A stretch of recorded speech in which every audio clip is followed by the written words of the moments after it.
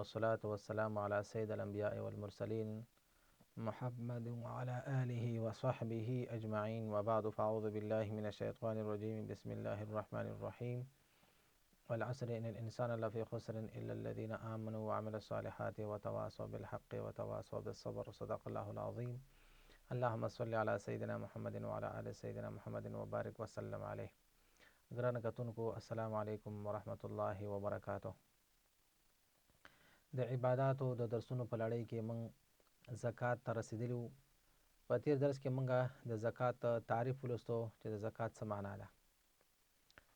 د زکات په ارزښت باندې وغږېدلو چې د اسلام په دین کې زکات څومره ارزښت لري، څومره مقام لري او اسلامي شریعت هغې ته څومره اهمیت ورکړی دی. همدارنګه د زکات په حقیقت باندې خبر وکړه چې زکات آیا یوازې د پیسو ورکول دي او کنه د زکات ستر هدف څه شی دی. په هغې باندې خبر وکړه چې زکات یوازې د پیسو له ورکولو څخه عبارت نه دی. یو څوک دا فکر ونه کړي چې ولا زه پیسې نه لرم نو ما باندې زکات لازم نه دی، بلکې هر یو مسلمان چې زکات اړتیا لري باید زکات ورکړي.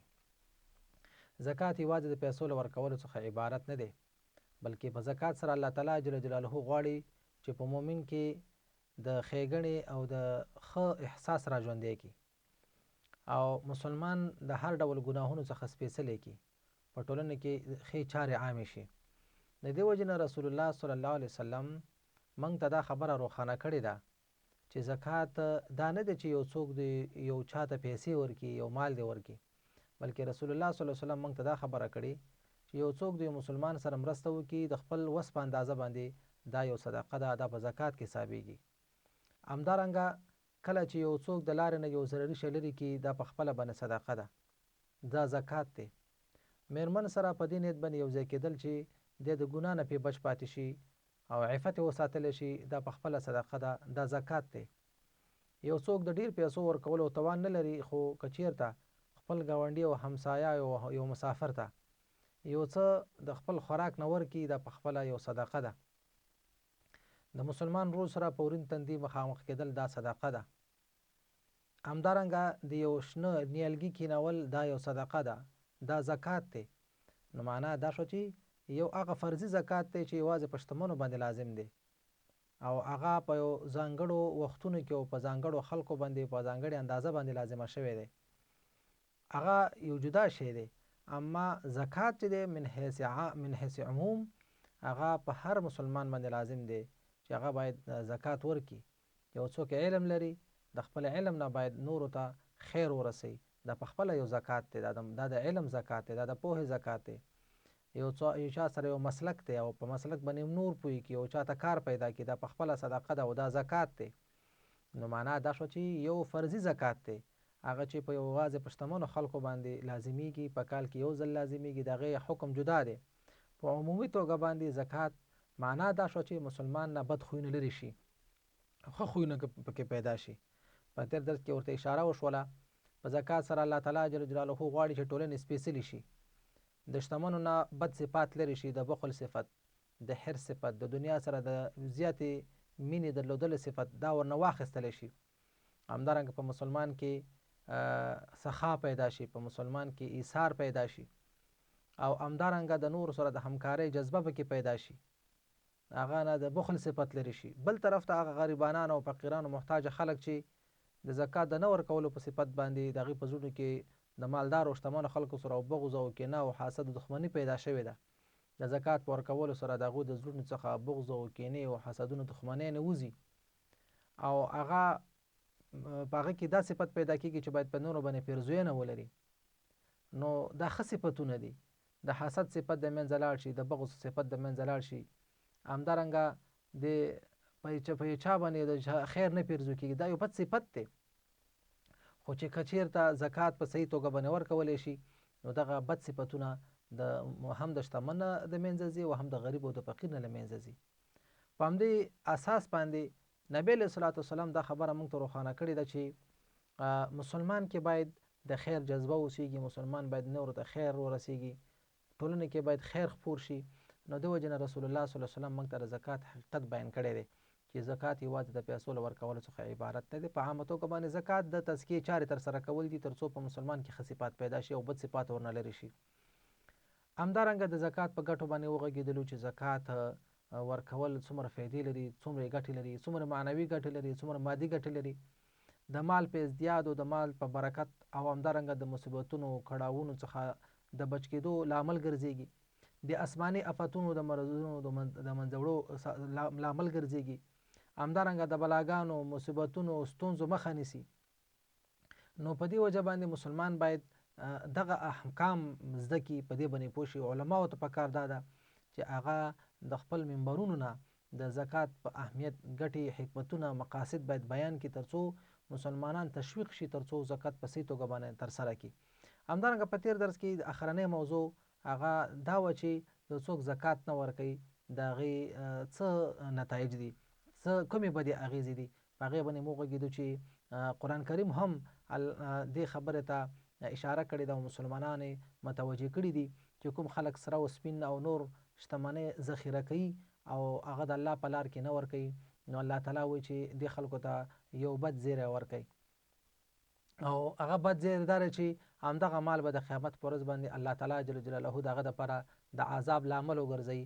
همدغه مال به په اور د جهنم کې ګرمولی شي، د تندې، ډوډۍ او همدارنګه شا به ورباندې دغږل کېږي. او رسول الله صلی الله علیه وسلم هم دې موضوع ته اشاره کړې ده چې همدغه مال به الله تعالی جل جلاله هغه ته د یو مار څیره ورکړي او هغه ته په غاړه کې اچول کېږي او هغه ته به په دې خپل مال باندې عذاب ورکول کېږي او ورته ویل کېږي چې دا هغه مال دی چې تا په دنیا کې جمع کړی و، د الله تعالی جل جلاله په رضا کې نه دی مصرف کړی او په د هغې صدقه دې نه ده ورکړې او زکات دې نه دی ورکړی. جهنم ته د تلو یو لامل هم دا دی چې یو څوک مونږ نه کوي او زکات نه ورکوي. کله چې د قیامت په ورځ باندې جهنميان نه پوښتنه وشي چې ما سلککم فی سقر، جهنم ته ولې راغلی؟ نو دوی به اعتراف وکړي چې لم نکو من المصلین ولم نکو نطعم المسکین، موږ مونږ نه کاوه او همدارنګه مسکین ته موږ طعام نه دی ورکړی، یعنی موږ د بخل نه کار اخیستی دی او پیسې مو جمع کړي دي، د الله تعالی جل جلاله په لار کې موږ صدقه نه ده ورکړې. په ننني درس کې راځو چې زکات چونکې د الله تعالی جل جلاله یو حکم دی، نو په همدې اساس باندې د الله هر حکم چې دی هغه ځانګړي قواعد لري، ځانګړي اصول لري چې زکات په چا باندې لازم کیږي، په کوم مال کې لازم کیږي، چاته ورکول کیږي، په کوم مالونو کې ورکول کیږي، څومره ورکول کیږي، دا باید په مسلمان په تفصیل سره باید وپیژني. نو نن درس کې ان شاء الله موږ په همدې موضوع باندې غږیږو چې زکات په چا باندې فرض دی. د زکات د فرضیت دپاره شپږ شرطونه دي. اول شرط دا دی چې زکات په مسلمان باندې فرض دی، په کافر باندې زکات نشته. که چیرې کافر بیا ایمان راوړي نو هغه کوم کالونه چې په ده باندې تیر شوي دي د هغې زکات ورباندې نشته. د دې نه وروسته چې کله دی مسلمانېږي نو په ده باندې زکات لازمیږي. همدارنګه په ماشوم باندې زکات نشته دی او په لیوني باندې، او همدارنګه یو څوک د مال څښتن اوسیږي او دومره مال ولري چې هغه د نصاب اندازې ته ورسیږي، په نصاب به خبره کوو چې نصاب څه ته ویل کېږي.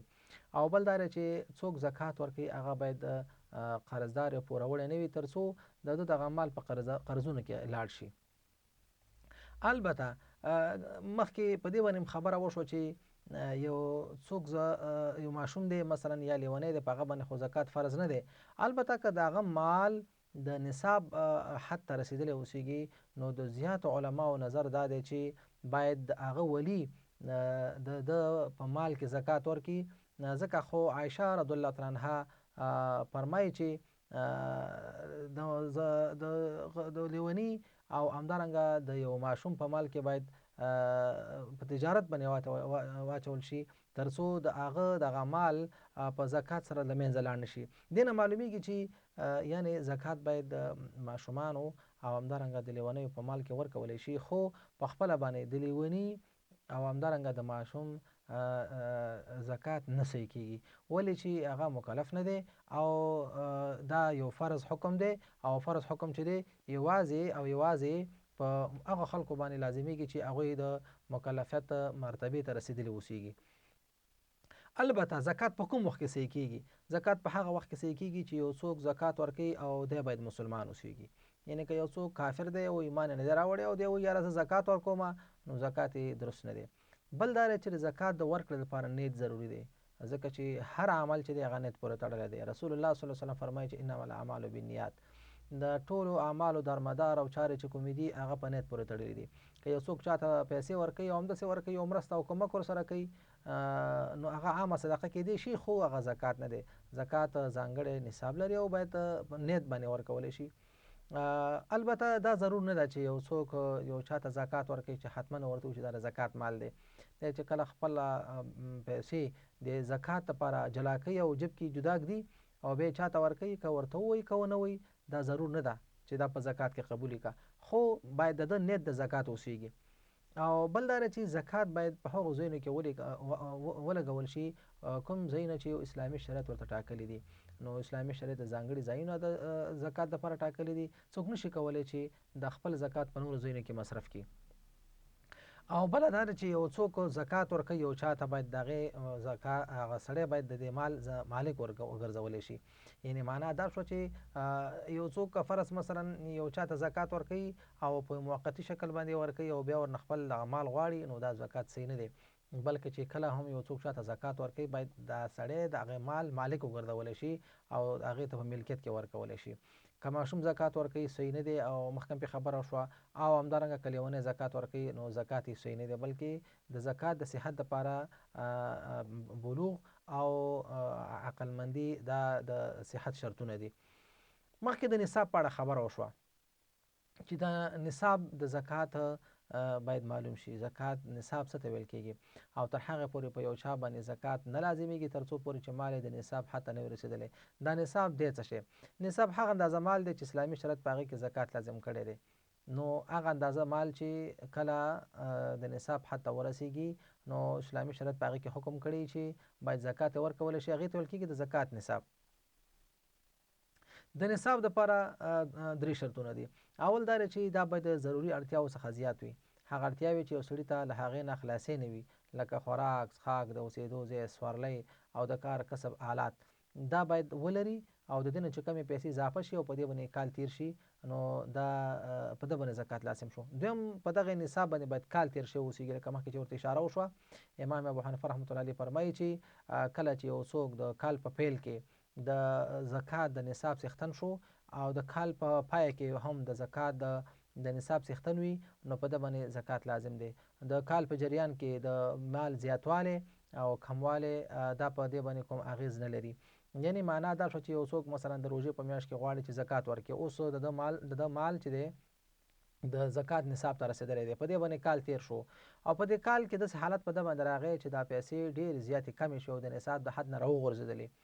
نو بیا د کال په اخر کې بیا پوره شوي یا د هغې حد نه زیاتې شوي، نو دی به د هغې زکات ورکوي. یعنې د کال په جریان کې د پیسو زیاتوالی او کموالی دا کوم اغېز نه لري. او مثلا یو سړی دی د کال 11 میاشتې د ده دغه پیسې د نصاب نه راکمې شوې، خو په اخره میاشت کې دغه پیسې د نصاب حد ته بیا ورسېدلې، نو معنا دا شوه چې هغه کومې پیسې چې زیاتې شوي دي، که څه هم په هغې خو کال نه دی تېر شوی، خو د ده پیسو کې په ابتدا نه دغه زکات لازم و، نو دی به دې زکات ورکوي. د زکات نصاب په احادیثو کې ذکر شوی دی. نبی کریم صلی الله علیه وسلم اشاره کړې ده او فرمایلی دی چې د زکات دپاره د نقدینو یعنی د سرو زرو د سپینو زرو نصاب 20 دیناره د سرو زرو دپاره دی او 200 درهمه د سپینو زرو دپاره نصاب ښودل شوی دی. او دریم دا دی چې په دغه نصاب کوم قرض نه وي. که چیرې په دغه نصاب باندې قرض اوسیږي او دا په هغې کې لاړ شي نو بیا زکات پرې نه لازمیږي. مثلا یو سړی دی 1 لک افغانۍ لري، خو دی مثلا 80 لک افغانۍ یا مثلا 90 لک افغانۍ چې دی یا 90,000 افغانۍ دی قرضداری دی، نو کله چې دی هغې ته په هغې کې قرض ورکړي سره 10,000 افغانۍ پاتې کېږي، نو په 10,000 افغانۍ خو چونکې زکات نشته دی، نو په دې وجه باندې په ده باندې زکات نه لازمیږي، ځکه چې په حقیقت کې ده سره چې کومې پیسې دي دا پردۍ پیسې دي. اوس راځو چې په کوم مالونو کې زکات لازمیږي. زکات چې کوم حدیثو کې ذکر شوی دی په سرو زرو کې لازمیږي، په سپینو زرو کې لازمیږي، همدارنګه په فصلونو او میوو کې لازمیږي، د تجارت په مالونو کې لازمیږي او همدارنګه په څارویو کې لازمیږي، په معدنونو کې لازمیږي. په دغه شیانو کې زکات اسلامي شریعت ټاکلی دی. نو نبی کریم صلی الله علیه وسلم موږ ته دغه نصاب د سرو زرو، د سپینو زرو او همدارنګه د څارویو د فصلونو په مختلفو احادیثو کې بیان کړی دی. اوس راځو دې ته چې د سرو زرو نصاب څومره دی. مخکې ورته اشاره وشوه چې نبی کریم صلی الله علیه وسلم فرمایلی دي چې د شلو دینارو نه په کمو کې زکات نشته دی، او د 200 درهمو نه په کم مال کې زکات نشته دی. اوس یو څوک سره او سپین نه لري بلکې پیسې لري، او یا دا چې اوس موږ ته دا معلومه شي باید چې دغه 20 دیناره څومره د اوس وخت سره برابرېږي، یا مثلا 200 درهمه د اوس وخت سره څومره سپین برابرېږي. دا باید روښانه شي، ځکه چې اکثره اوس په بازار کې درهم او دینار د استعمال وړ نه استعمالیږي. کېدای شي په بعضې ځینو کې خو به استعمال ولري، خو لیکن په عمومي دنیا کې اوس نوټونه استعمالیږي، او یا دا چې عموما په ګرامونو باندې دا حسابېږي. اوس موږ څنګه پوه شو چې یو څوک د نصاب څښتن دی یا نه دی؟ نو علماو د هغې دپاره نصاب تعیین کړی دی، اندازه یې تعیین کړې ده.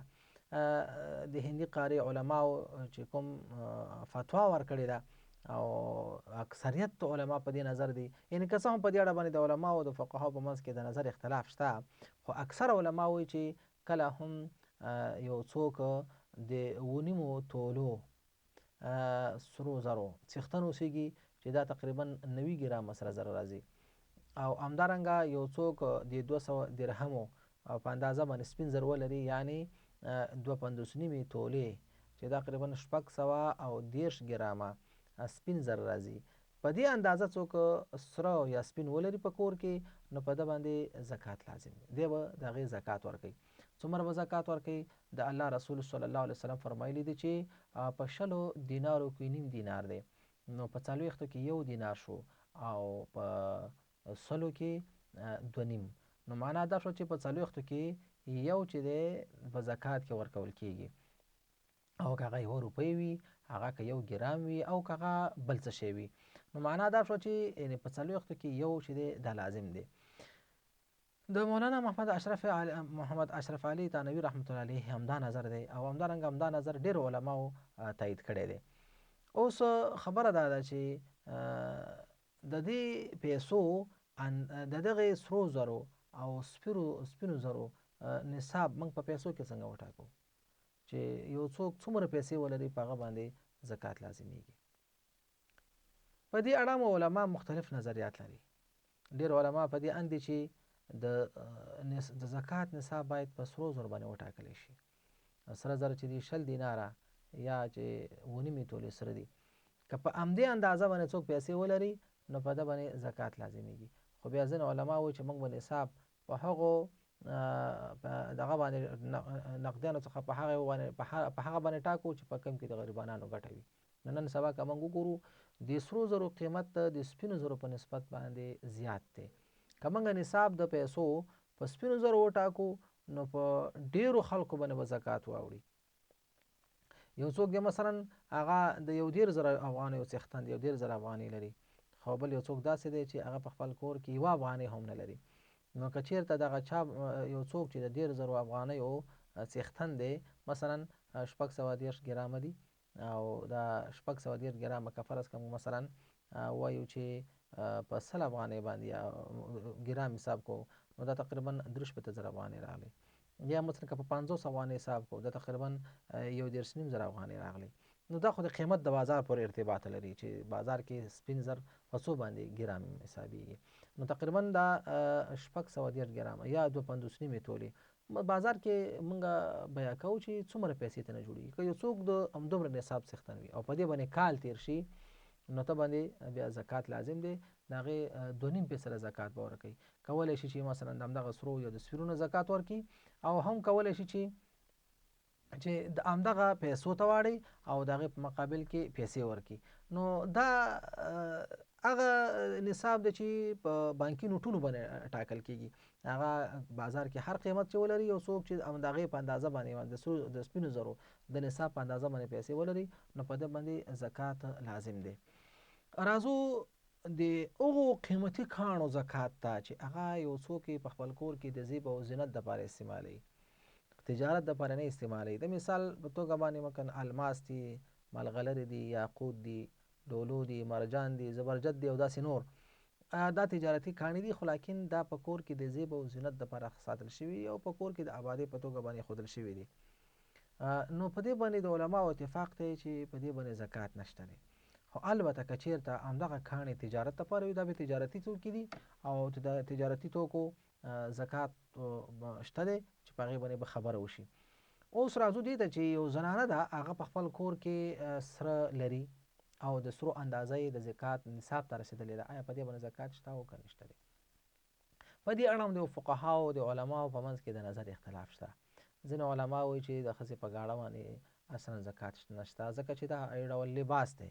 لکه څنګه چې په عام لباس کې اگر چې هر څومره قیمتي اوسېږي زکات نشته، دغسې په د ښځې په ګاڼه باندې هم زکات نشته، په مطلق ډول یې ردوي. ځینې وایي چې که یې استعمالوي نو نشته، او که نه استعمالوي بیا پرې شته، او که ځینې وایي چې یو ځل یې استعمال کړي بیا پرې نشته. خو مختلف نظریات موجود دي. او یو نظر پکې دا دی چې که چېرې د یو ښځې ګاڼه که د سپینو زرو وي او که د سرو زرو وي او د زکات نصاب ته ورسېږي، نو په دې باندې زکات لازمي دی او زکات باید ورکولی شي. دغه نظر چې دی د هندي قاري ډېرو علماو، همدارنګه د عربو ډېرو علماو او فقهاو او مفتیانو دا تایید کړی دی او په دې کې به زکات ورکوي. او په دې اړه باندې زیات شمېره حدیث هم راغلي. یو حدیث کې راغلي دي، عمر بن شعیب رضی الله تعالی عنه فرمایي، هغه د خپل پلار نه روایت کوي او هغه د نیکه نه روایت کوي. دا وایي چې نبی کریم صلی الله علیه وسلم اتت النبي صلی الله علیه وسلم امرأتان، د نبی علیه الصلاة والسلام حضور ته یو دو مېرمنې حاضرې شوې، فی ایدیهما اساور من ذهب، د سرو زرو بنګړي په لاسو. فقال لهما رسول الله صلی الله علیه وسلم، د دواړو ته نبی علیه السلام وفرمایل، اتحبان ان یصورکم الله یوم القیامة اساور من نار، آیا خوښوئ چې تاسې ته د دې بنګړیو په مقابل کې د قیامت په ورځ د اور بنګړي در واچولی شي؟ قالتا لا، ویل چې نه یا رسول الله، دا موږ نه خوښوو چې موږ د دې بنګړیو په مقابل کې د قیامت په ورځ د اور بنګړي را واچولی شي. نو قال فأدیا حق هذا الذي في ایدیکما، نو تاسې حق د هغه څه ادا کړئ چې هغه ستاسو په لاسونو کې دي، یعنې د دې زکات ورکوئ. نو نبی علیه الصلاة والسلام دې ته د خپل امتیان متوجه کړي دي چې که یو څوک د سرو زر استعمالوي، د نارینه‌و دپاره خو د سرو زرو استعمال په قطعي توګه روانه دی، خو که چېرته یو نارینه سره ولري نو په هغې کې خو بلا اختلافه زکات شته دی. خو پاتې شوه د ښځې په ګاڼه کې اختلاف موجود و. نو په دې باره کې یو حدیث دا دی. دا بل حدیث دی، اسماء بنت یزید رضی الله تعالی عنها فرمایي چې دا وایي چې دخلتو انا و خالتي علی نبی صلی الله علیه وسلم، زه او زما ترور نبی علیه السلام ته ورغلو، وعلیها اسورة من ذهب، او هغه باندې د هغې سره د سرو زرو ګاڼه وه. نو فقال لنا، نو موږ ته رسول الله صلی الله علیه وسلم فرمیل چې اتعطیان زکاته، د دې زکات ورکوئ؟ قالت فقلنا لا، نو دا مېرمن وایي چې موږ ورته ویل چې نه. نو قال اما تخافان ان یصورکم الله اسورة من نار، آیا تاسې د دې نه ویرېږئ چې د قیامت په ورځ تاسو ته د دې په مقابل کې د اور کړۍ یا د اور بنګړي در واچولی شي؟ نو ادیا زکاته، د دې زکات ورکوئ. دا صحیح حدیث دی. نو د دې نه معلومیږي چې نبی علیه الصلاة والسلام په دې باندې تاکید کړی دی چې یو څوک تر دې حده د سرو څښتنې اوسېږي چې د هغې هغه نصاب ته ورسېږي، باید د هغې زکات ورکولی شي. امام خطابي رحمت الله علیه لیکلي دي چې د کتاب د ظاهر نه هم دا خبره معلومیږي چې باید زکات د ښځې په ګاڼه کې ادا شي. او څه آثار هم په دې اړه موجود دي، حدیث هم په دې اړه موجود دي. او د قرآن کریم د ظاهري آیات هم دا معلومیږي چې والذین یکنزون الذهب والفضة ولا ينفقون فی سبیل الله وبشرهم بعذاب الیم. نو هغه کسان چې ذخیره کوي، دا یو ډول ذخیره ده چې څوک ځان سره سره او سپین ساتي. او البته که یو څوک د دې نه په اصطلاح منکر دی او د نه مني چې ګویا زکات پکې نشته دی، دا هم یو رایه ده، یو نظر دی، خو دا صحیح نظر نه دی. او محتاطه خبره دا ده چې په دې کې زکات ورکولی شي. اوس راځو دې ته چې په تجارتي توکو کې یا په هغو شیانو کې چې یو څوک تجارت باندې اچي، کاروبار پې کوي، په دې کې زکات شته او که نشته دی. ټول فقها په دې اتفاق لري چې په تجارتي توکو کې زکات لازم دی. سمره بن جندب رضی الله تعالی عنه فرمایي چې ان رسول الله صلی الله علیه وسلم كان یأمرنا ان نخرج صدقه من الذي نعد للبيع. یعنی نبی علیہ الصلوۃ والسلام موږ ته امر کولو چې موږ صدقه او زکات دی هغه مال نه وباسو کوم چې موږ د تجارت او د کاروبار لپاره تیار کړی وو.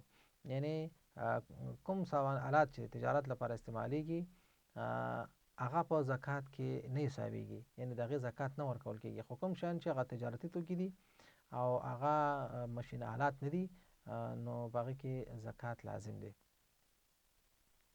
خو کوم شیان چې هغه د تجارت دپاره استعمالیږي په هغې باندې ګټه لاسته راوړل کېږي، لکه د کارخانې ماشینونه، تعمیرات، دکانونه، فرنیچر سامان، ترانسپورټي وسایل او داسې نور تولیدي سامان آلات، په دې کې زکات نشته بلکې د هغې په تولید کې زکات دی. نو همدارنګه اوس راځو دې موضوع ته چې زکات موږ په تجارتي توکو کې ورکوو، څه ډول یې ورکو. دې دپاره طریقه دا ده چې یو څوک غواړي د خپل مال زکات ورکړي، نو کوم څه چې ورسره په سټاک یا ګودام کې پراته دي هغه به ځان سره حساب کړي چې دا دومره پیسې شو یا دومره مال شو. بیا به هغه نقدي پیسې چې د سره په کیش کې بانک کې پرتې دي، په کور کې پرتې دي، دکان کې پرتې دي، تجارت خانه کې پرتې دي، هغه به دې سره جمع کړي او د دې نه به هغه قرضونه وباسي کوم چې په ده باندې دي، د باندې چې کوم پیسې دي، متباقي چې صاف رقم چې کوم پاتې کېږي نو هغې به 2.5% زکات ورکړي. دا د تجارتي توکو د مالونو زکات ته طریقه ده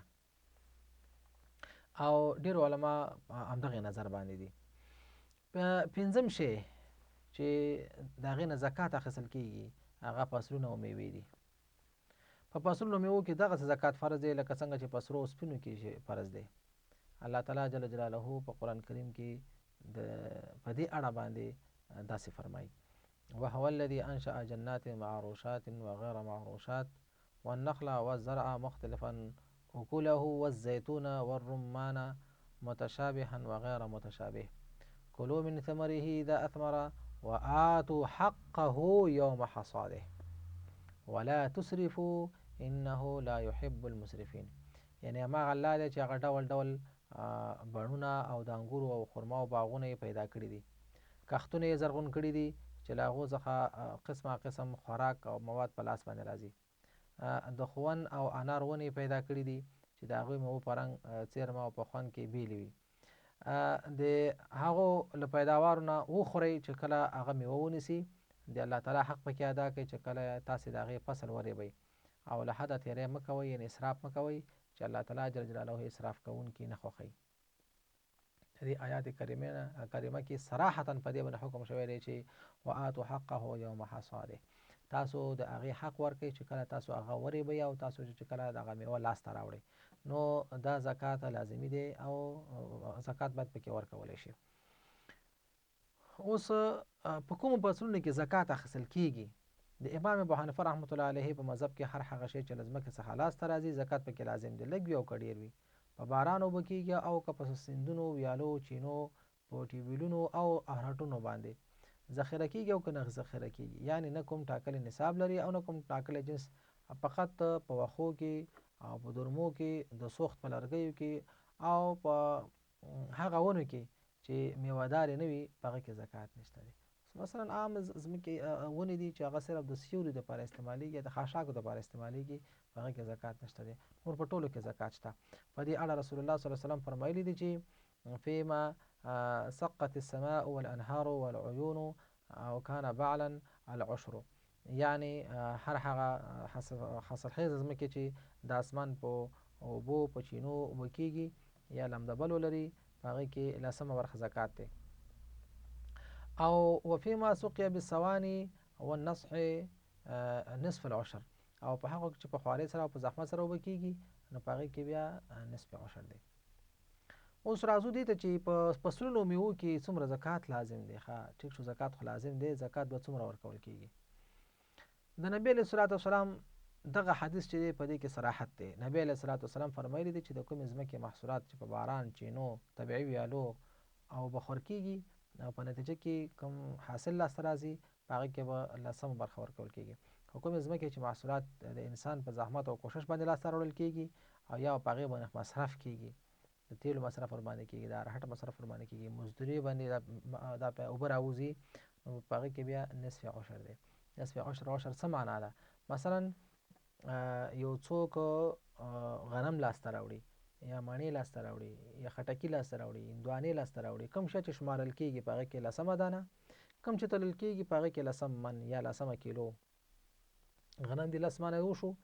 که چېرته په خوارۍ باندې شوي وي نو په 100 منو کې یو، او که چیرې په اسانۍ سره لاسته راوړل شوي وي د سیند په اوبو، په مثلا د اسمان په باران باندې یا په نورو طریقو سره چې اوبه ډېرې وي، هلته په خوارۍ او مصرف ورباندې نه شي، په هغې کې بیا 10 من دی. عشر منه 10 من یا 10مه کیلو. نو په دغه ترتیب باندې به د هغې زکات ورکول کېږي. همدارنګه په شاتو کې هم زکات شته دی. نافع د عبدالله بن عمر رضی الله عنه څخه روایت کوي چې نبی علیه السلام فرمایلي دي چې فی العسل العشر، په عسله کې هم عشر دی، د هغې زکات به ورکول کېږي. شپږم شی چې باید زکات پکې اخیستل کېږي یا زکات پکې ورکول کېږي څاروي دي. د نورو محصولاتو په څېر په څارویو کې هم زکات فرض دی او په دې باره کې زیات شمېر صحیح حدیث راغلي دي او اسلامي امت علما په عمومي توګه باندې په دې باندې اتفاق لري. خو په څارویو کې د زکات د فرضیت لپاره 3 شرط دي. اوله دا ده چې دا به اهلي وي، صائمه به وي یعنې اهلي به وي او د نسل زیاتوالي او د شیدو دپاره به ساتل شوي اوسېږي. او دویم شرط دا دی چې دا باید د نصاب حد ته رسېدلي اوسېږي. او درېیم دا دی چې په دغه نصاب باندې به کال تېر شوی اوسېږي. او څلورم شرط هم پکې دا دی چې د کال په زیاته برخه په عامو ځایونو کې باید اوسریږي. یعنې که داسې یو څوک وي چې مال یې ساتلی وي خو لاکن مال په پیسو باندې ساتل کېږي، واښه هم ورته په پیسو باندې اخیستل کېږي او همدارنګه مزدور ورته نیولی دی، هغه ته هم پرې مصرف ورکوي، یعنې هغه بهر نه وځي، څړځایونو ته نه وځي، نو بیا په دې کې زکات نشته دی. د پورتنیو شرطونو په نظر کې نیولو سره کوم اهلي څاروي چې په کور کې د سپرلۍ یا د حلالولو لپاره ساتل شوي وي یا ځنګلي حیوانات وي لکه هوسۍ، غرڅه، پړانګ، زمری او داسې نور او دغه شیان او دغه حیوانات د تجارت دپاره نه وي، نو په دې کې بیا زکات نشته دی. اوس هغه څاروي چې زکات پکې لازم دی هغه کوم دي؟ اوښان دي چې په عموما په عامو حالاتو کې خلک د کور د سورلۍ دپاره او د نورو ضرورتونو په خاطر باندې ساتي او پخوا به ډېر ساتل کېدل. اوس که څه هم دا کار کسب کم شوی دی خو بیا هم ځینې خلک ساتي. د اوښانو شمېر چې کله 5 ته ورسېږي نو په دې کې زکات فرض کېږي. تر څو چې د اوښانو شمېر 5 نه وي یعنې 4 وي په هغه کې زکات لازم نه دی. نبی کریم صلی الله علیه وسلم فرمایي چې لیس فیما دون 5 ذود صدقه، یعنی په د 5 نه په کمو اوښانو کې صدقه او په دې کې زکات نشته دی. نو هغه بیا یو خپل ترتیب دی او ځانګړی سیستم لري چې 5 اوښانو کې باید څومره زکات ورکولی شي. که چیرې د اوښانو شمېر 5 ته ورسېږي نو باید په هغې کې یو پسه یا یو ګډ به په زکات کې ورکوي، یعنې د 5 نه تر 9 پورې. خو چې کله 10 ته ورسېږي نو بیا به 2 ورکوي، 10 نه تر 15 پورې. خو چې کله 15 شي نو بیا به 3 پسان یا 3 ګډان دا په زکات کې ورکوي. او همدارنګه چې کله 20 ته ورسېږي د 20 نه تر 40 پورې بیا 4 پسان دي چې په زکات کې ورکولی شي. البته چې کله 15 ته ورسېږي نو بیا به یو کلن د اوښ بچی چې جونګی ورته ویل کېږي په زکات کې ورکول کېږي، یعنې د 15 نه تر 15 پورې نو یو کلن دی. او بیا د 14 نه تر 45 پورې بیا یو 2 کلن دی چې هغه په 3 کال کې ور داخل شوی اوسېږي. او د 40 نه تر 50 پورې بیا 3 کلن دی چې 4 کال کې داخل شوی دی. 40 نه تر 50 پورې بیا 4 کلن دی چې په 5 کال کې ور داخل شوی. او د 40 نه تر 90 پورې بیا 2 کلن دی. او له 90 څخه تر 40 پورې بیا 3 کلن دی. د دې وروسته بیا د سر نه حساب شروع کېږي، یعنې معنا دا شوه چې د 90 څخه تر 100 پورې په دې کې 2-3 کلنې جونګۍ یا د اوښې بچۍ په زکات کې ورکول کېږي درمیانه. او د دې نه وروسته بیا هماغسې دا په همدې اندازه باندې بیا د هغې نه وروسته چې 5 زیاتېږي نو یو پسه ورسره په همدې حساب باندې زیاتېږي. او دویم غواګانې او میښې دي، د دې زکات نصاب چې دی 30 دی. چې کله 30 ته ورسېږي نو بیا پکې یو کلن خوسې په زکات کې ورکول کېږي چې 1 کال پوره شوي او 2 کلنۍ کې ور داخل شوی اوسېږي. او دا تر 9 پورې همدا یو دی، خو چې کله 40 شي نو تر 9 پورې بیا یو 2 کلن دی. او په همدې حساب باندې په هارو 10 کې 1 کلن او په هارو 40 کې 2 کلن دا په زکات کې ورکول کېږي. دریم د هغو حیواناتو نه چې زکات پکې ورکول کېږي میږي او وزې دي چې کله د دې تعداد 100 ته ورسېږي بخښنې سره کله چې د دې تعداد 40 ته ورسېږي 40 چې دی د نصاب دی نو د 40 نه تر 100 پورې همدا یو دی. او چې کله د 100 نه ورواوړي 121 شي نو بیا 2% یا 2 ګډان په زکات ورکول کېږي تر 200 پورې. او د 201 نه تر 300 پورې به 3 ګډان یا 3% چې دی په زکات کې ورکول کېږي. او کله چې له 300 څخه زیاتېږي نو بیا په هر یو سلو کې یو دی، یعنی 301 نه تر 400 پورې بیا همداسې 401 نه تر 500 پورې بیا یو په زکات کې ورکول کېږي. البته په زکات کې به درمیانه مال اخیستل کېږي او درمیانه مال به په زکات کې ورکول کېږي، نه ډېر ضعیف او نه ډېر ښه چې هغه په خپله باندې د مالک په اصطلاح په درد باندې خوري. البته په کومو څارویو کې چې زکات نشته دی هغه حیواناتو څاروي دي چې غوښه او شیدې نه خوړل کېږي، مګر په هغه صورت کې لازم دی چې تجارت لپاره وي، لکه اسونه او کچره او خره او داسې نور چې د غوښه نه خوړل کېږي دي کې زکات نشته دی. خو البته که تجارت او کاروبار دپاره وي نو بیا د تجارتي توکو په توګه باندې زکات پکې لازمیږي. علي رضی الله تعالی عنه روایت کوي چې رسول الله صلی الله علیه وسلم فرمایلي دي چې عفوت لکم عن الخیل والرقیق ولا صدقه فیهما. په کچرو کې او همدارنګه په اسونو کې زکات نشته دی، په دې کې زکات معاف دی. البته د امام ابو حنیفه رحمة الله علیه په نزد چې د اس په کور کې د نسل زیاتونې په خطر باندې ساتل شوی وي او په عامو ځایونو کې څریږي بیا پکې زکات شته. او د زکات په اړه د خاوند خوښه ده چې د هر اس په مقابل کې 1 دینار ورکوي او یا د اس قیمت معلوموي او په هر 200 درهمه کې 15 درهمه ته زکات وباسي. یعنی امام ابو حنیفه رحمة الله علیه په اسونو کې د زکات ورکولو لپاره 2 شرط لري. یو خدای وي چې صایمه وي، یعنی په خپل کور کې اهلي وي، په کور کې ساتل کېږي د نسل د زیاتوالي لپاره ساتل کېږي، او بل دا چې په عامو ځایونو کې څریږي او په کور کې د هغې لپاره د خوراک او څښاک تنظیم نه وي نو په دې دغه باندې اس باندې زکات شته. زکات په څه ډول ورکول کېږي نو وایي چې 1 درهم د یو اس په مقابل کې او یا دا چې بخښنه غواړم 1 درهم 1 دینار او یا دا که نه چې د دې نرخ معلوم شي او د په 200 درهمو کې 15 درهم په زکات کې ورکولی شي. او هم شی چې په زکات ترې اخیستل کېږي هغه معدنونه دي او هغه شیان دي چې په ځمکې څخه لاسته راځي. رکاز او معدن. رکاز عربي کلمه ده، د رکز نه اخیستل شوی دی په معنا د پټوالي سره دی او په اصطلاح کې هغه خزانې ته ویل کېږي چې په ځمکه کې د جاهلیت د خلکو لخوا ښخ شوي اوسېږي.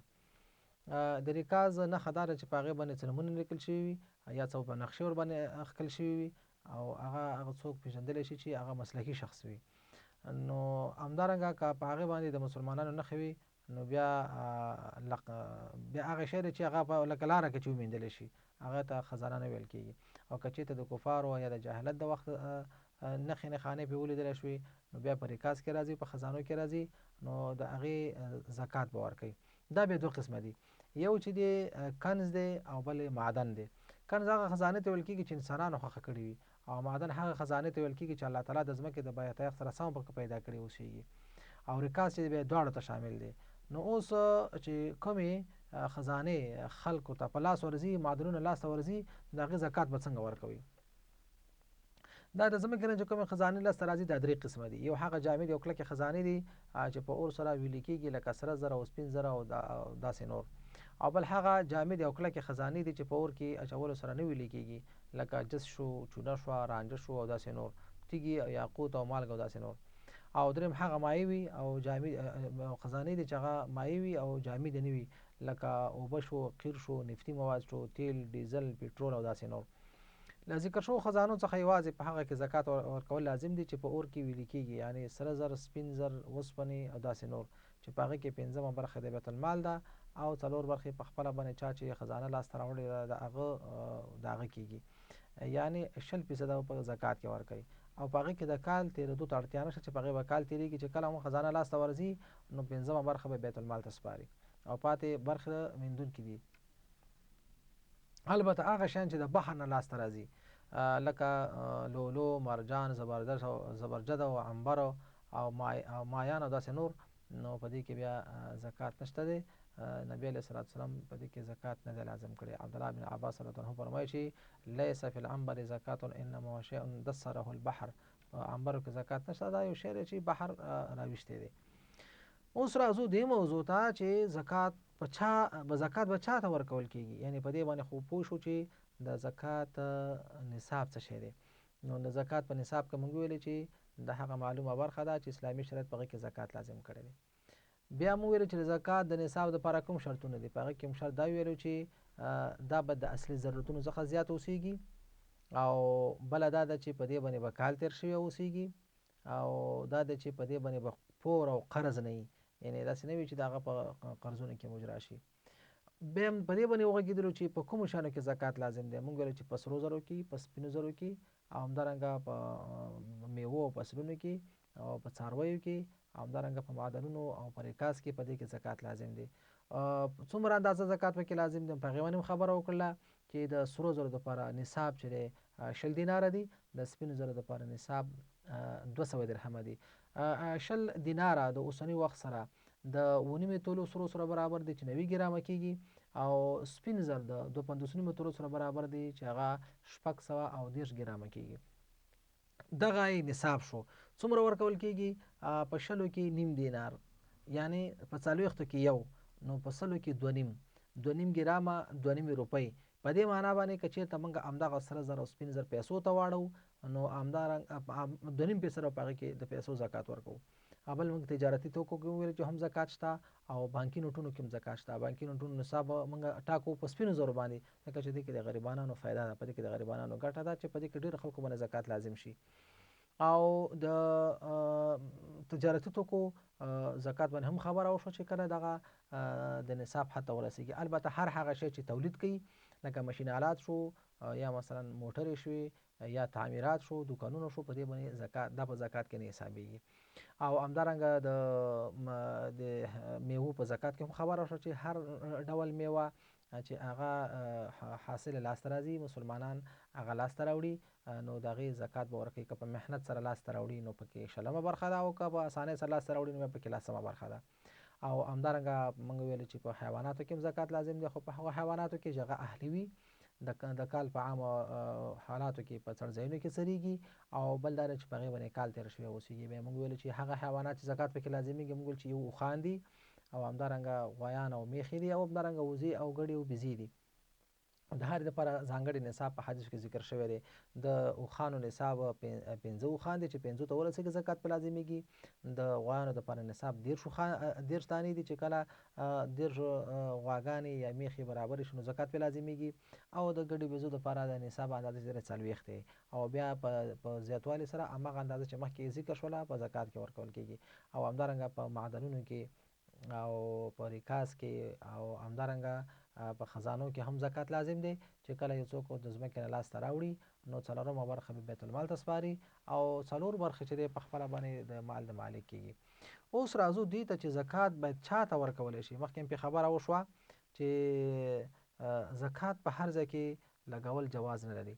نو الله تعالی جل جلاله د زکات د لګښت لپاره ځایونه تعین کړي. الله تعالی قرآن کریم کې فرمایي انما الصدقات للفقراء والمساکین والعاملین علیها والمؤلفة قلوبهم وفي الرقاب والغارمين وفي سبيل الله وابن السبيل فريضة من الله والله عليم حکیم. یعنی صدقې یعنی زکات په اصل کې د فقیرانو او مسکینانو لپاره دي، او د هغو خلکو لپاره دي چې د صدقې د چارو مامورین دي، یعنی د دولت د خوا نه د صدقو یا د زکاتونو د راټولولو باندې مکلف شوي دي. او د هغه لپاره چې زړونه په لاس راوړل مقصد وي، یعنی مؤلفة القلوب، او دغه راز د غلامانو په آزادولو کې او د پورولو د مرستې لپاره. د الله تعالی په لاره کې او د مسافرانو د پالنې دپاره دې دپاره استعمالیږي. الله تعالی وایي دا یو فریضه ده او الله تعالی په هر څه باندې پوهېدونکی دی او الله تعالی جل له ټولو حالاتو باندې خبر دی او حکیم ذات دی. یعنی د زکات دپاره همدغه اته ډلې دي. یو فقیران او مسکینان، د زکات مامورین، مؤلفة القلوب، د غلامان آزادول او قرضداران، د الله جل جلاله په لاره کې فی سبیل الله او ابن السبیل او مسافر. دا اته ډلې دي. د دې نه بغیر بل ځای کې د پیسو مصرفول دا جواز نه لري.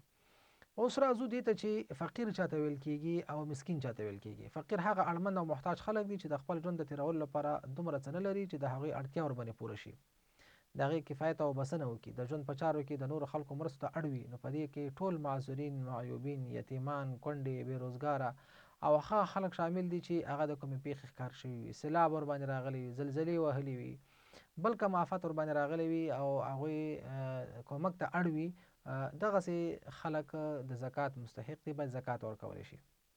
او بل مسکینان دي او مسکینان هم د فقیرانو په څیر زکات مستحق دي. زکات په استحقاق کې د دواړو ترمنځ هیڅ توپیر نشته. خو دا چې په قرآن کریم کې جدا جدا ذکر شوي دي او د دواړو ترمنځ د واو د عطف هم ذکر شوی دی، نو دې غوښتنه دا ده چې دواړو ترمنځ یو څه ځانګړي صفات شته چې دواړه سره جدا کوي. نو مسکین د فقیر یو ډول دی، یعنی فقیران عام دي او مسکینان خاص دي. هر فقیر مسکین دی خو هر مسکین بیا فقیر نه دی. نو الله تعالی جل جلاله د دواړو حق چې په قرآن کې ذکر کړی دی چې وفي اموالهم حق للسائل والمحروم، د مشتمنو په مالونو کې حق د سائل هم دی چې غواړي او د محروم هغه دی چې هغه نه غواړي. نو مفسرین لیکلي دي چې د سائل نه مراد فقیر دی او د محروم نه مراد مسکین دی. او رسول الله صلی الله علیه وسلم هم دې خبر ته اشاره کړې ده چې مسکین هغه څوک نه دی چې هغه خلکو باندې ګرځي او د خلکو نه سوال کوي، بلکې مسلمانان به هغه په نښو نښانو باندې پیژني چې دا فقیر دی، محتاج دی او د کومک او د مرستې اړ دی. ان هغه مسکین چې د خلکو څخه مال نه غواړي، قرآن کریم کې د هغې ذکر شوی دی چې دلته ذکر د فقیرانو دی خو مراد نه مسکینان دي. للفقراء الذين احصروا في سبيل الله لا يستطيعون ضربا في الارض يحسبهم الجاهل اغنياء من التعفف تعرفهم بسیماهم لا يسألون الناس الحافا وما تنفق من خير فإن الله به عليم. یعنی د هر چا نه زیات د مرستې وړ هغه بېوزلي خلک دي چې د الله تعالی په لاره کې داسې نښتې دي چې د خپلو شخصي ګټو دپاره د ځمکې پر مخ هېڅ راز هلې ځلې نشي کولی، یعنی په علم کې بوخت دي، جهاد کې بوخت دي، په بل یو نیک عمل کې بوخت دي، د الله جل جلاله دین په خاطر باندې نه وزګارېږي چې خپل شخصي کاروبار او تجارت په کار باندې واچوي. د هغو د استغنا په لیدلو بېخبره خلک ګمان کوي چې دوی شتمن دي، ته د هغوی د څېرو په لیدو د هغه په حال باندې پوهېږي، خو هغوی داسې خلک نه دي چې چا ته کلک ودرېږي او څه وغواړي په زوره باندې د هغه په لاسنیوي کې چې تاسې څه مال لګوئ په هغه د الله تعالی جل جلاله په نسبت باندې پټ نشي پاتې کېدلی، بلکې الله پاک جل جلاله ته معلوم دي. نو معنا دا شوه چې مسکین په حقیقت کې هغه شخص دی چې هغه د خلکو نه سوال نه کوي، خو په کار دا ده چې خلک هغه باید د نښې نښانونه وپېژني او هغه ته باید زکات ورکولی شي. اوس څومره زکات موږ دې ته ورکو؟ د زکات هدف د فقیر اړتیا پوره کول دي، نو دومره اندازه باید مال ورکولی شي چې د هغه اړتیا ورباندې پوره شي او بیا چاته د لاس د سوال لاس چاته اوږد نه کړي. دا د اشخاصو او حالاتو په اعتبار باندې فرق کوي. عمر فاروق رضی الله تعالی عنه فرمایي چې اذا اعطیتم فاغنوا، کله چې تاسو چې ورکوئ دومره ورکړئ چې هغه ورباندې د سوال نه خلاص شي، نو دومره زکات باید ورکولی شي. خو یو فقیر مثلا که یو څوک سوال کوي او د خپل احتیاج د پوره کولو دپاره د دپاره جایز دی، خو یو چا چې حاجت پوره شو، ضرورت پوره شو، د هغې نه وروسته بیا سوال کوي، د هغه دپاره بیا دغه سوال روا نه دی او جایز نه دی. په دې باره کې زیات شمېر احادیث راغلي دي. بل د زکات مستحق خلک چې دي د زکات مامورین دي. په قرآن کریم کې د زکات مستحقینو کې عاملین ذکر شوي دي. دوی هغه خلک دي چې د امام او یا د هغه د مرستیال لخوا د زکات او عشر په راټولو باندې مکلف شوي دي. د څارویو په روزلو، د کتابونو په ساتلو، لیکلو او زکات ټولو غمار شوي وي. نو په دې شرط چې دغه مامورین مسلمانان وي او د رسول الله صلی الله علیه وسلم کورنۍ یعنی اهل بیت او هاشمیانو څخه نه اوسېږي. دا باید پکې شرط دی چې کله هم د زکات مامورین مقرریږي باید هاشمیان نه اوسېږي. دغه مامورین که د نصاب څښتنان وي او که نه وي، تنخواه د زکات له مال څخه ورکول کېدی شي. ابو سعید خدري رضی الله تعالی عنه فرمایي چې نبي علیه السلام فرمایلي دي أن رسول الله صلی الله علیه وسلم قال لا تحل صدقة لغني إلا لخمسة. د غنی دپاره د زکات د مال اخیستل جواز نه لري مګر پنځه ډول خلکو ته د هغې اخیستل جواز لري. لغازا فی سبیل الله، یو د الله جل جلاله د لارې غازي او مجاهد، او لعامل علیها، او یا د زکات راټولونکي، او لغارم، او یا ډیر زیات قرضدار اوسېږي خپله خو غني دی البته اوس په تجارت کې کاروبار کې قرضداره شوی دی. او لرجل اشتراها بماله، او لرجل له جار مسکین فتصدق على المسکین فأهد المسکین للغني. یعنی هغه غني ته چې مسکین د زکات په مال کې یو چا ډالۍ ورکړي او هغه یو چا مثلا مسکین ته مال ورکړی دی او هغه بل چاته د خپل مال ډالۍ کوي، نو چونکې دا خو د زکات مال دی نه اخلي بلکې اخیستی بل چا دی، خو لیکن بل څوک یې دته ورکوي نو بیا دا پروا نه لري. یعنی د زکات مال د غني دپاره جواز نه لري مګر دغه پنځه کسان دپاره د الله د لارې مجاهد، د زکات عامل یعنی مامور هغه سړي ته چې د زکات مال له چا نه په خپلو پیسو باندې واخلي، او قرضدار ته، او هغه غني ته چې مسکین د زکات مال کې هغه ته ډالۍ ورکوي. د زکات په مستحقینو کې بل هم مؤلفة القلوب دي. د مؤلفة القلوب څخه مراد هغه ډلې دي، هغه ډله خلک دي چې اسلام غواړي د هغه زړونه لاس ته راوړي. دوی ته په اسلام کې په دې خاطر زکات ورکول کېږي چې زړونه یې د اسلام نورو ته مایل شي، او یا دا چې په اسلام باندې ثابت او ټینګ پاتې شي. د رسول الله صلی الله علیه وسلم په زمانه کې دا ډول خلک څو قسمه وو، ځینې مسلمانان وو او ځینې بیا کافران هم وو. مسلمانانو کې ځینې داسې وو چې هغه به د اسلامي هیواد په سرحداتو کې مقرر شوي وو، د دې په خاطر باندې چې سرحدات وساتي، د هغوی دنده وظیفه به همدا وه، نو ډېر زکات ورکول کېده. او بل هغه خلک وو چې دې دپاره زکات ورکول کېده چې دوی به د نورو خلکو نه زکاتونه راټولول. او په کافرانو کې مسلمانانو کې ځینې داسې وو چې نوي مسلمانان شوي وو د دې لپاره چې په اسلام باندې ثابت پاتې شي. او په ځینې کافرانو کې هم داسې وو چې د دې په خاطر چې اسلام طرف ته د هغوی میلان پیدا شي، نو هغوی ته به نبي علیه الصلاة والسلام زکات ورکولو. اوس سوال دا دی چې آیا دې ته زکات ورکول کېږي او که نه ورکول کېږي؟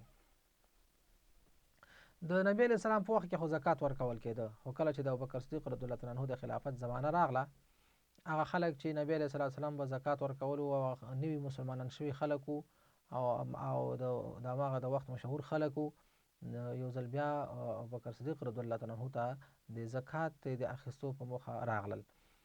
هغوی غوښتنه وکړه زکات ورکولی شي.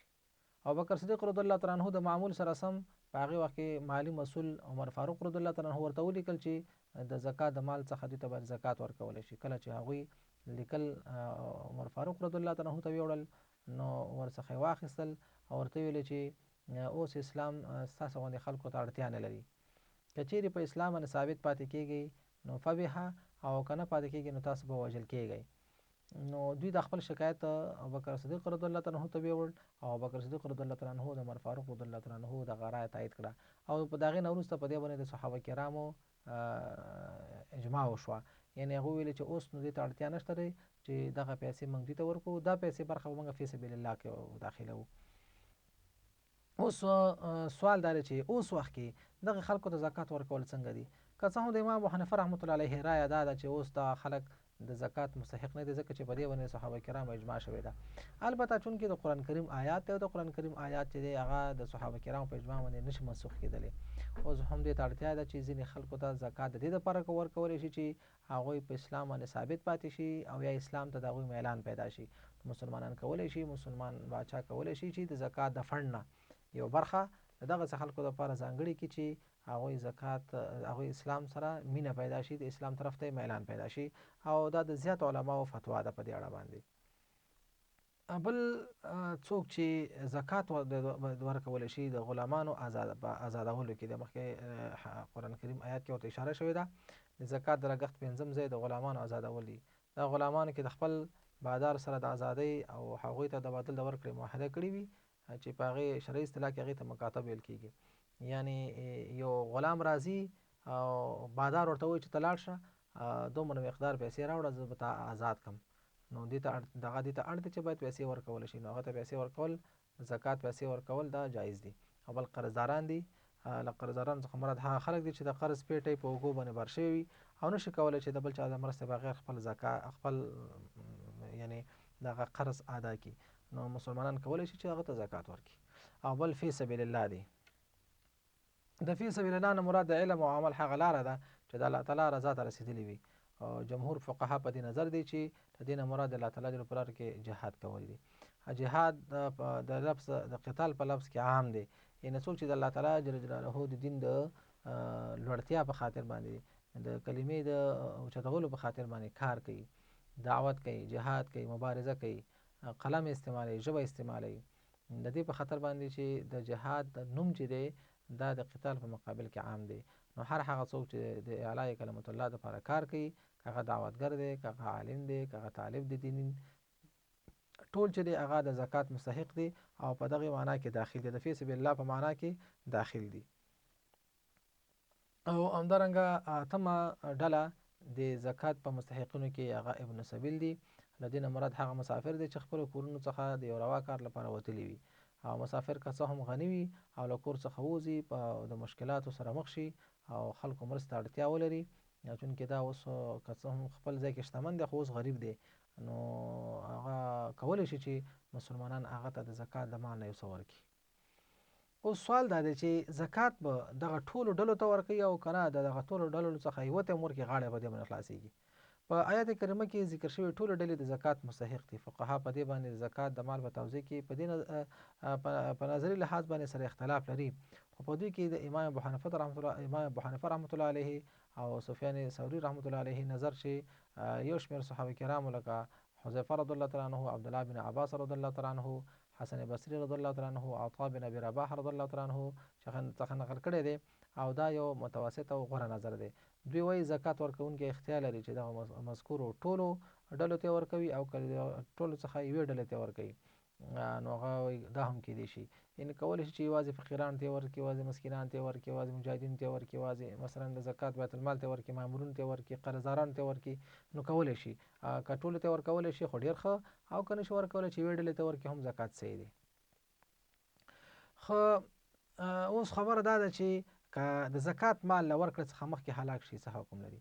مثلا یو سړی دی پیسې د زکات را جدا کوي او په جیب کې ږدي او مخکې له دې نه چې هغه خپل مستحق شخص یې ورسوي د نه ورکې شي یا ورنې غله ووهي، بل څه مصیبت ورباندې راغی، نو په کوم مال کې زکات لازم شي او کال ورباندې تیر شي یا د فصل د راټولولو وخت را ورسېږي، د زکات له ورکولو مخکې ټول مال هلاک شي، یو برخه یې له منځه لاړه شي، د امام ابو حنیفه رحمت الله علیه په نسبت باندې که مال د خپل خاوند لخوا قصداً په هلاک رسېدلی وي زکات پرې لازم دی، او که په خپله تلف شوی وي بیا ورباندې زکات نشته دی.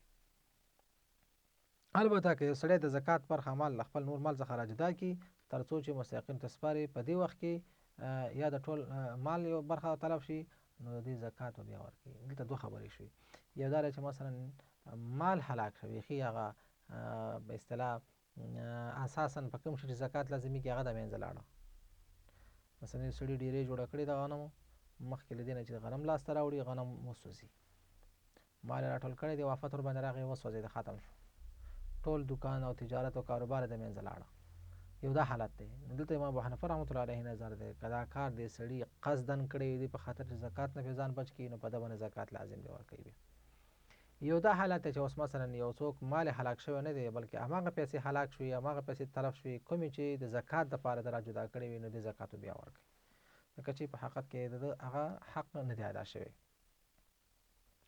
البته د زکات ورکولو کې باید عجله وشي، هغه باید وروسته نشي، که زکات څوک وروسته کوي دا کومه فایده نه لري.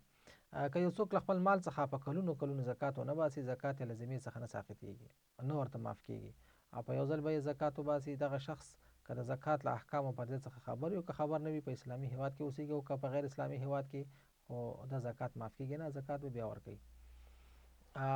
د زکات په وخت کې کولی شي چې د جنس په ځای باندې پیسې ورکولی شي، دا د امام ابو حنیفه رحمت الله علیه نظر دی چې کولی شي د هغې عوض هم ورته ورکړي.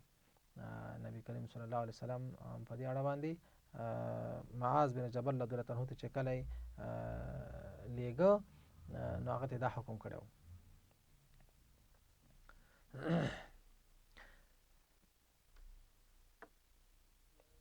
د زکات نه تېښته کول، که یو څوک د زکات نه تېښته په دې خاطر کوي چې مثلا زکات ور باندې لازم نشي او هغه د کال له پوره کولو څخه مخکې هغه د زکات له منځه ویسي. په دې اړه باندې د فقهاو په نظر څه دی؟ زیات شمېر فقها لکه امام مالک رحمت الله علیه، امام احمد بن حنبل رحمت الله علیه، او زاهد رحمت الله علیه، امام اسحاق او ابو عبیده په دې نظر دی چې زکات ورڅخه نه ساقطېږي، بلکې د کال په آخر کې به ترې نه اخیستل کېږي، او که دا کار د کال په اول کې کړی وي زکات پرې بیا نه لازمیږي، ځکه چې دا د تېښتې په معنا نه ده. یعنې مثلا ځینې خلک داسې وي چې زکات کال په راشي، وخت پرې پوره شي او دا په یو بهانه باندې د دې په خاطر باندې چې زکات څخه ځان بچ کړي، نو یو ترتیب ورته جوړوي، یو دسیسه ورته جوړوي د دې په خاطر باندې زکات څخه معاف شي.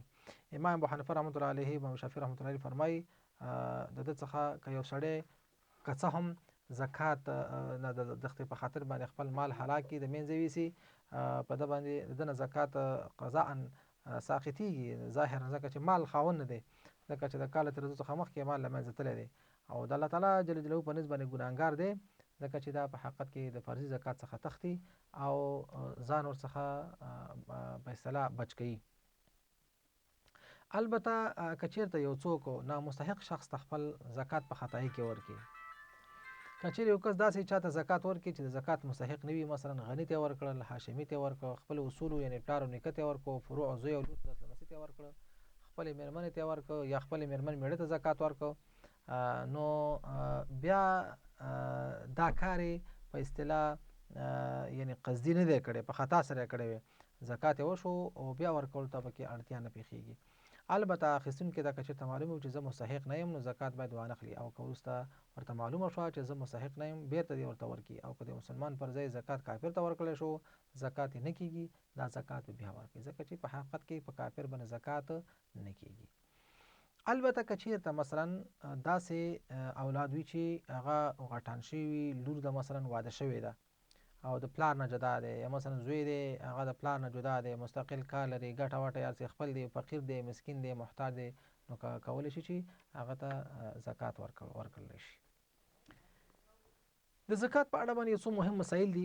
اول دا چې د زکات د ورکړې پر وخت مستحق ته د مال ښودل حتمي نه دي چې دا د زکات مال دی. البته زکات د ورکړې لپاره نیت ضروري دی، دا باید په زړه کې راولي چې دا زکات مال دی. زکات کېدای شي چې یو چاته د انعام په توګه باندې د کوچنیانو ډالۍ په نامه باندې خپلوانو ته ورکول شي، تر د دې په خاطر باندې چې هغه د خجالت احساس ونه کړي. مزدور او خدمتګار ته د هغه د کار په مقابل کې زکات ورکول جواز نه لري، بلکې د مزدورۍ مزد به جدا ورته ورکوي او زکات ورته جدا ورکوي. زکات د کال له پوره کېدو مخکې او د قسطونو په شکل باندې هم جواز لري. کولی شي مثلا چې کال پوره شوی نه دی او اړتیا پېښه شوه، یو څوک کولی شي چې د زکات مال وباسي. زکات باید د اسلامي حکومت په بیت المال کې راټول په منظم ډول باندې مستحقینو باندې توزیع شي.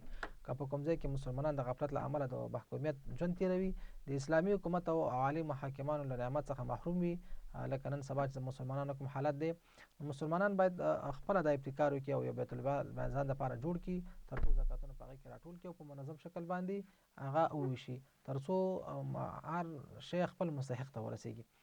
هغه ادارو ته چې مستحقینو لپاره د تعلیم یا د کار او کسب او سرپرستۍ زمینه مساعده کړې وي، لکه دارالایتامونه، مدرسې، د بېوزلو معیوبو د سرپرستۍ ځایونه او روغتونونه، تعلیمي ادارې او داسې نور، هغې ته هم زکات ورکولی شي، ځکه هغه ادارې د همدې لپاره جوړ شوي دي چې په منظم شکل باندې زکاتونه راټول کړي او مستحقینو ته ورسوي. کومو خپلوانو ته چې زکات ورکول روا دي، هغوی ته زکات ورکول 2 اجر لري، یو د خپلوۍ پالنې او بل د زکات د ورکولو. او په زکات کې شرط دا دی چې چاته ورکول کېږي هغه باید مالک وګرځولی شي، مخکې پې خبره وشوه، او بیا یې د هغه خپله خوښه ده چې په خپله په لګښت رسوي او که چاته یې ورکوي. د خپلې مېرمنې د ګاڼې زکات مېړه هم ورکولی شي او د یو خپلوان په ځای باندې بل خپلوان هم ورکولی شي. د مسجد په تعمیر کې، مړي ته د کفن په ورکولو کې، د مړي په قرض په خلاصولو کې او په داسې نورو چارو کې د زکات د پیسو لګول جواز نه لري. نو دا د زکات په اړه باندې هغه مهم مسایل وو چې ستاسې حضور ته وړاندې شو. نو په راتلونکي درس کې به انشاءالله موږ د حج د تعریف ترڅنګ د حج په مقاصدو باندې او د حج په ګټو باندې او د حج په احکامو انشاءالله خبره کوو. ډېره زیاته مننه. واخر دعوانا ان الحمدلله رب العالمین.